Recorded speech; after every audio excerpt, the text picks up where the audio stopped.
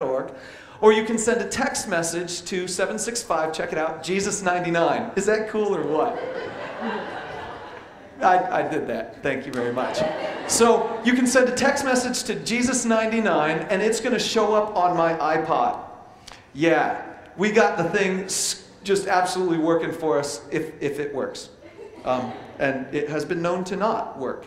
But at the end of today's message, I'm going to take some moments, probably today just about 5 minutes, to see if I can answer a question or two. So your question has got to be early and good so it shows up at the top of my list, right? So anyway, at the end of the service, we'll do that. And if you have some type of electronic device that you can do that right now today, go ahead and feel free to send questions there as I'm talking. It's just going to make my phone vibrate, but I turned off the ringer, so we're okay. All right, I wanted to share with you one other thing. This is another thing that you can send your friends to. myquestions.org is a website that we've created. If you have friends who have questions, you can have them send a question to there, and I'm going to end up getting it in my email, and I can either post a quick reply on that thing, or I can answer it in this next series. And the last bit of announcement that I'll give you is in your bulletin, there's a little sheet of paper that says your questions answered live.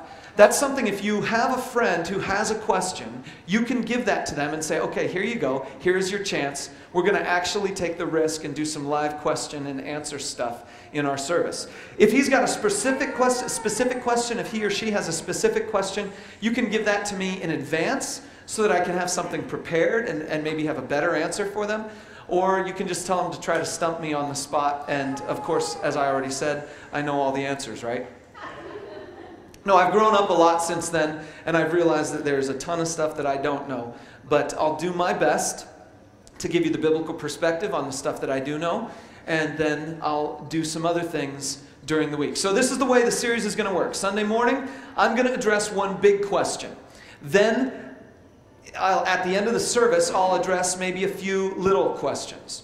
And then during the week, I'm going to take big questions that I couldn't answer in a weekend service, and I'm going to reflect on them in my personal blog. And so if you want to write that down, it's just jeffmichaels.org. You can get to me that way. I keep a personal blog that way.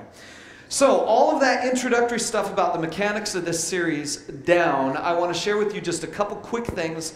We're going to race through a few blanks right here, so go ahead and write these things down.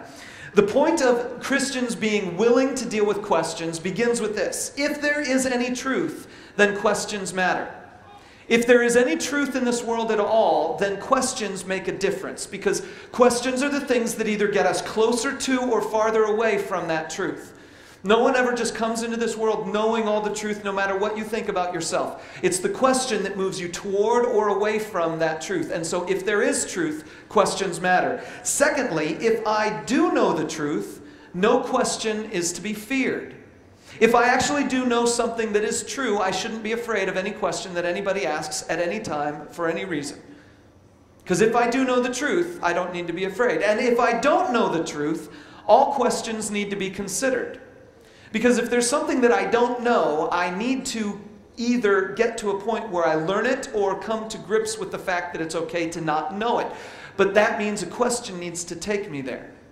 And then finally is this: with my limited amount of time, I must work on the big questions first.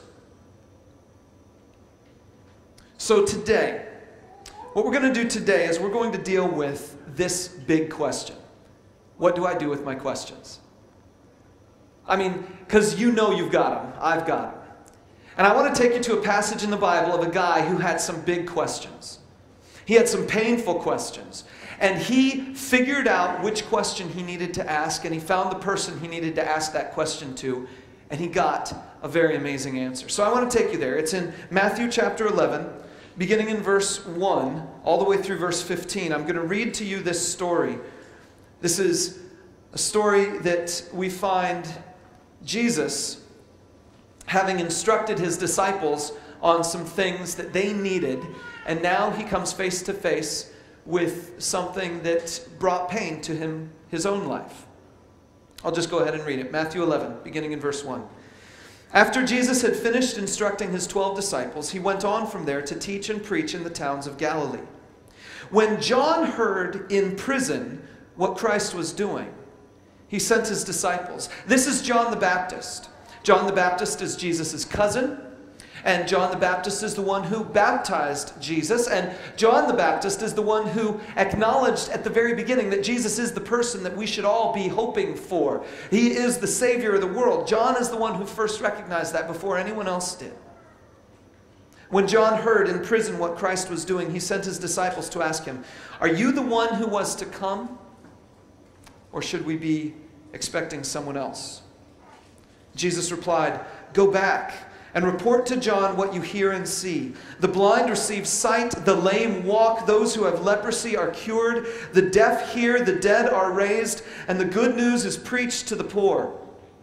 Blessed is the man who does not fall away on account of me." As John's disciples were leaving, Jesus began to speak to the crowd about John. "What did you go out into the desert to see? A reed swayed by the wind? If not, what did you go out to see? A man dressed in fine clothes? No, those who wear fine clothes are in king's palaces. Then what did you go out to see? A prophet? Yes.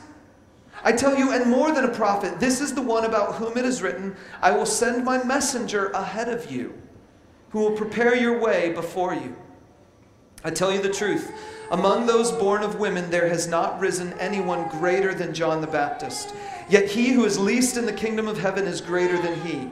From the days of John the Baptist until now, the kingdom of heaven has been forcefully advancing, and forceful men lay hold of it. For all the prophets and the law prophesied until John, and if you are willing to accept it, he is the Elijah who was to come. He who has ears, let him hear." The thing that this ends with is Jesus makes a claim about John the Baptist that is unbelievable. It is that there has never been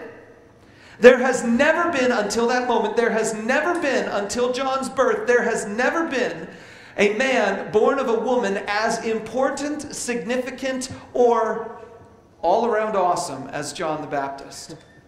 John the Baptist is the prophet that the ancient Israelites had prophesied would someday come, who would announce the coming of the chosen one. John is the greatest prophet who has ever lived according to Jesus himself. And he's got a question. It should give us reassurance that it's okay for us to ask some questions. But in order for the rest of this to make sense, we have to just dig a little bit deeper into who John was. And so, if you wouldn't mind, flip over to Mark chapter 1. And we're going to look at Mark chapter 1, just a few verses there, and I want to share with you just who John was. This is how Mark introduces John. Mark 1, 4 through 8. It says this, "And so John